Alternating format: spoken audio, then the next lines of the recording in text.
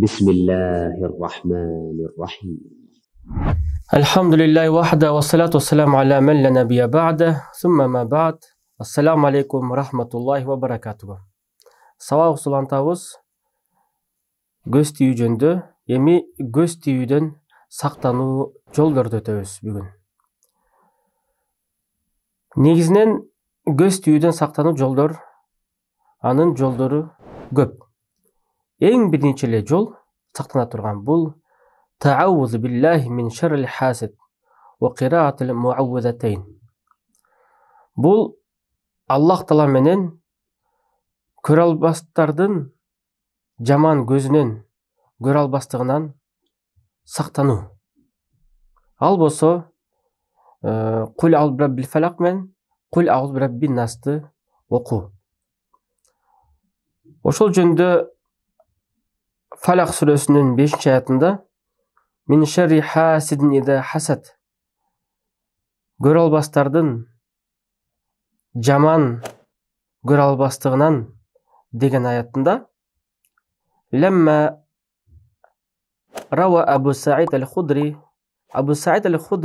мындай хадис риваят кылат: анна наби саллаллаху алейхи ва саллама кана ятаавваду минал жан ва инил инсан хатта назалат аль-муаувизатан. Пайгамбар саллаллаху алейхи ва саллям дейт, Абу Саид аль-Худри айтат: Аллах Таала менен сактанып жүрө дейт, жиндерден жана адамдардын көзүнөн дейт. Качан гана эки сактануучу сүрө түшкөндө, мындайча айтканда кул ауз бираббил фалак менен кул ауз бираббин нас. Качан гана ошол эки сүрө түшкөндө дейт, фалемма назалата ахаза бихима ва тарака ма сивахума.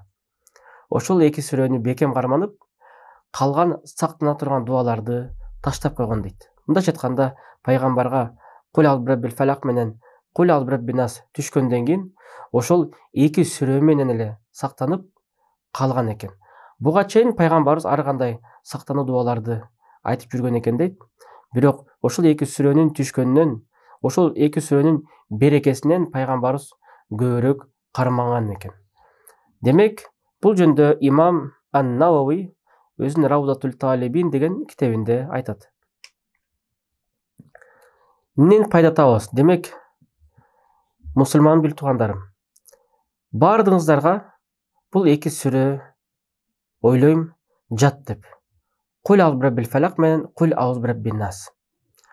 Аллах субханаху ва тааля өзүнүн пенделерине тагыр айтканда, пайгамбар саллаллаху алейхи ва саллям дагы өзүнүн үммөтүнө эки сүрөнү ошол көп окуп, ошол менен сактанганга бизге себеп кылды.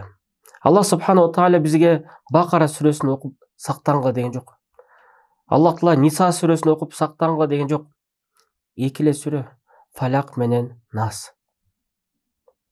Демек, бардык адамдардын колунан келе турган сүрөлөр. Ошол үчүн пайгамбар саллаллаху алейхи ва саллям Абу Саид аль-Худри айткан хадисте ошол эки сүрөнү көп окуп, ошол менен сактанып чыккан. Мейли эртең менен турганда, мейли түштө кетип баратканда, кичине өзүңүзгө көңүл буруп, колуңузду көтөрүп, ошону дуаны айтып туруп, Фалак менен Насты айтып туруп, балким түкүрүп өзүңүзгө дем салыңыз. Бул эки сүрө биздин жашообузга өтө керек сүрө. Караңыздарчы, эки сүрөнү бардык адамдар жаттай алат. Неге? Анткени Аллах субханаху ва тааля бизге чындап жакшылыкты насип кылам деп, жакшылыкты берем деп, бизге жеңил эки сүрөгө айтылышында өтө жеңил. Бирок анын маңызында жана анын пайдасында канча береке бар. Демек, келиңиздер Фалак менен Насты жаттайлык, жана ошол Фалак менен Настын маанисин кыргыз тилинде, орус тилинде окуп алсаңыздар болот. Интернеттен деле, Play Markеттен деле көчүрүп алсаңыздар болот. Фалак менен Насты деле эгерде жакшынакай жаттай маанисин билем десеңиздер, ошол Крепость мусульманина, Хиснул муслим деген китепти балким сатып алып, ошондон дагы окуп, ошондо орусча дагы котормосу жазылган. Экинчи жол сактана турган. Ад-дуа бил барака иза ра'a ал-мар ма ю'джибуху. Адам баласы бир нерсени көрүп, ошондон суктанып калса, ошол нерсе ага жагып калса, берекени дуа катарында берекени тилек кылып, береке бер деп дуа кылыш керек экенбиз. Бул жөнүндө кала ал-имам ан-Навави, имам ан-Навави айтат: "Юстахаб лил-айн ан yad'u lil-mu'in bil-baraka, fa yaqul: Allahumma barik fihi wa la tadirhu." Пайгамбар саллаллаху алейхи вассаламдын хадисин айтат имам ан-Навави: эгерде көзү тие турган адам, ошол адам башка бирлерге көзү тийип калбасын деп, ал адамга бул дуаны айтыш жакшыраак болот дейт. Мисалы, суктанып калган учурда, суктанып, жакшы көрүп калган, жактырып калган учурда, о Аллах Таала, сен берекеңди бер ошол нерсеге. Балким ошол инсан болсо, ошол инсанга берекең бер. Ошол кичинекей бала болсо наристе, ошол кичинекей балага берекеңди бер деп майынды. Жана ага зыяндык жеткирбе, жана ага зыяндык тийгизбе деп Аллах Таала менен дуа кылыш керек экен. Ва якул, же болбосо айтыш керек: Маша Аллах ла куввата илля биллах. Аллах каалады, кубаттын бардыгы Аллахтын колунда. Кубаттын бардыгы Аллахта. Ла хаула ва ла куввата илля билля эмес. Бул жерде хаула деген сөз жок да. Маша Аллах ла куввата илля билля. Демек, эки түр менен бир адам суктанып, жакшы көрүп калса, ошону айтып коюш керек. Маша Аллах ла куввата илля билля, жосо баракаллаху фихи. Аллахумма барак фихи десе, Аллахумма барик фихи жосо баракаллаху фихи. Эгерде ошол адамга кайрылып жаткан болсо, баракаллаху фика. Эгерде ал мындайча айтканда кыз боло турган болсо, баракаллаху фики. Эркек болсо баракаллаху фика. Же болбосо ал деп элеген үчүнчү жактагы адамга кайрылып айткан болсоңуз, баракаллаху фихи. Же болбосо Аллахумма барик фихи ва ла тадирху. Машаллах ла куввата илля билля. Демек, ошол дуаларды биз айтыш керек экенбиз. Көбүнчө береке тилеш керек экенбиз. Жана ошондой эле Ибн Касир айткан бул аяттын, Каф сүрөсүнүн 29-аятында: "Вала из дахалта джаннатака култа ма шааллах ла куввата илля билля." Жанакындай өзүңдүн бакчаңа, эгерде сен кирип ошо бакчаңа бир нерсени жактырып кала турган болсоң, сен айтыш керексиң деген Аллах Таала.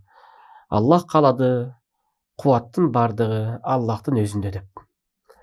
Ай халлан иза а'жабта хина дахалтаха ва назарта илейха хамадта Аллаха ала ма ан'ама бихи алейка ва атака минал мал вал валад ма лам ю'тиху гайрак ва култа ма ша Аллах. Ибн Касир айтат: эгерде сен ошол бакчаңа кирип, айтор бир нерсени көрүп, жактырып кала турган болсоң, өзүңдүн жанакындай мүлкүңөн же өзүңдүн балдарыңдан же алардын кылган иштерин сен ошол нерсени көрүп суктанып кеткен болсоң, Аллах Тааланы мактап, Аллах Тааладан ошол нерсени шүгүр айтып, анткени Аллах сага бул нерсени немат катары сага берди. Ошол мал мүлктү, ошол баланы сага берди. Башка бирөөгө ошончалык берген жок. Демек, ошол нерсени Аллах эмнени каала деп машаалла деп айтыш керек экенсиң дейт. Жок дегенде машаалла деп айтсак, бул дуа себебине көзү тийген адам билбейт, балким ошол адамдын көзү тийип калышы мүмкүн. Билбестен капысынан ага зыяндык тийгиз алам деген адам болсо, анда машаалла деп албетте айтыш керек. Бирок мен көзүм тийбейт деп эле суктанып, жакшынакай экен деп эле, сонун экен, укмуш экен деп эле мактап коюп кете бербеш керек экен. Неге? Ошол сөздүн артында көп зияндык болуп калышы мүмкүн. Ошол үчүн бардык нерсени Аллах каалады десек, машалла десек, Аллах субхана ва тааля ошол сөздүгө себеп кылып ошол сөздү Аллах бизге берекесин берип, ошондой көз тийүүдөн сактайт экен. Бул Ибн Касирдин тафсиринде. Ошондой эле عن أنس رضي الله عنه أن رسول الله صلى الله عليه وسلم قال Анас радиаллаху анху айтат, пайгамбар саллаллаху алейхи вассалам, Аллахтын элчиси саллаллаху алейхи вассалам айткан дейт: "Мен ра'a шей'ан фa'ажабах." Ким бир нерсени көрүп, ошол нерсени жактырып калса, фaqala ма ша'аллах ла куввата илля билlah лам ядурху.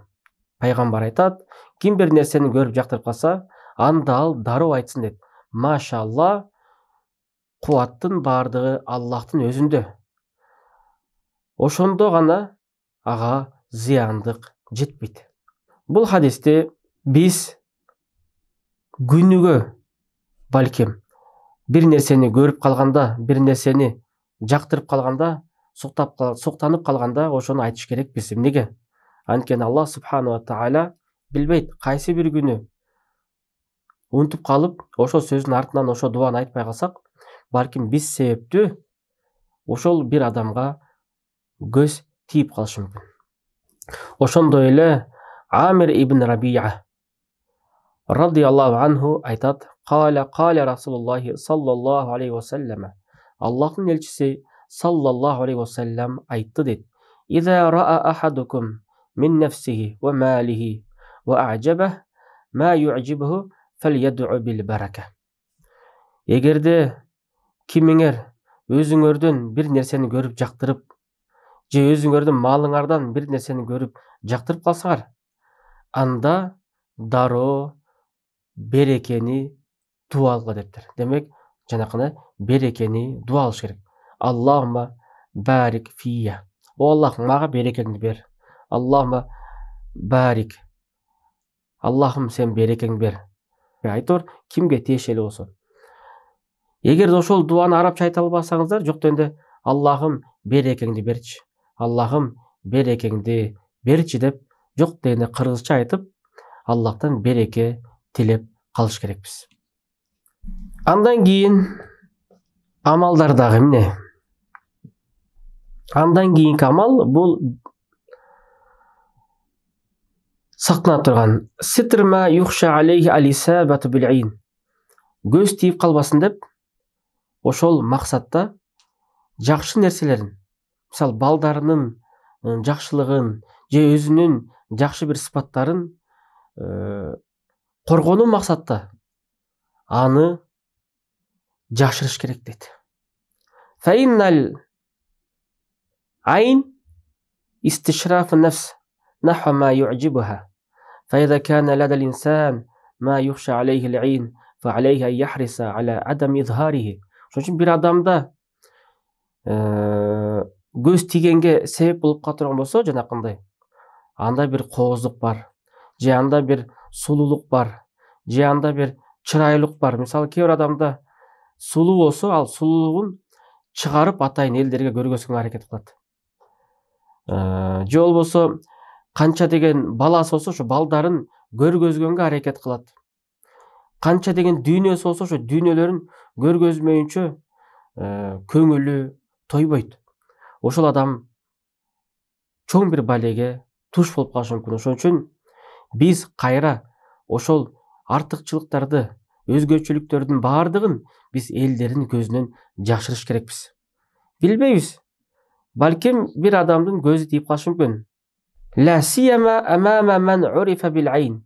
Өзгөчө кайсы бир адам ошол көзү тийип элдердин алдында белгилүү болсо, анда ошол адамдан өзгөчө сактаныш керек. Ошол себептен аялдарга хижаб кийген дагы шарият боюнча парз. Эмнеге? Анткени аял заты сулуу жаралган. Анан кийин алар чачтардын бардыгын көргөзүп, сулуулугун көргөзсө, бирөөнүн көзү тийип калса, ошол адамга пайгамбардын айткан хадисинде көз тийсе төөнү казанга, адамды мүрзөгө, алып барат дегендей, көптөгөн жаш келин кыздар рак оорусу менен ооруп жаткан себептердин бири дагы алар сулуулуктарын көргөзүп мактанып жүргөндүктөрүнөн балким. Ошол үчүн кимдин кызы болсо кыздарын сулуулуктарын сактаганга ата энесинин милдети. Кимдин жубайы болсо жубайлардын милдети аялдарын да сулуулуктарын сактаганга. Эмнеге? Анткени ага жубай керек болсо жана анын балдарына жубай керек болсо. Бирок мa'al yaqin tam bi anna kulli shay yaqa bi amrillah. Кандай болсо дагы анык ишеним менен Аллах Таалагадан гана болот деп. Анткени бар нерсе Аллахтын буйругу менен болот. Бирок ойлобош керек. Көз тийген, кимдин көз тийсе ошондон сактанбасам мага көз тиет экен. Жок. Сактанбай калсаңыз дагы ошол адам ошол учурда билип алган болсо дагы билип коюңуз. Зыяндык пайда Аллахтын гана колунда. Демек, биз якын менен иман келтириш керек экенбиз. Аллах гана зыяндык берүүчү, Аллах гана пайда берүүчү, бирок адамдар бир гана себепкер. Анткени Аллах субхана ва тааля Бакара сүрөсүнүн 102-аятында анык айткан: "Ва ма хум биддаррина бихи мин ахадин илля биизнилlah." Алар ошол сыйкырлары менен бирөөгө дагы зыяндык бере албайт, Аллахтын уруксаты болмоюнча. Бул жердагы сыйкыры менен зыяндык бере албайт, ошондой эле көзү тийүүчү адам ошореки сугу менен, суктанган жакшы көрүүсү менен жана көрө албас көзү менен дагы зыяндык бере албайт, Аллахтын каалоосу болмоюнча деген. Же болбосо Аллахтын уруксаты болмоюнча.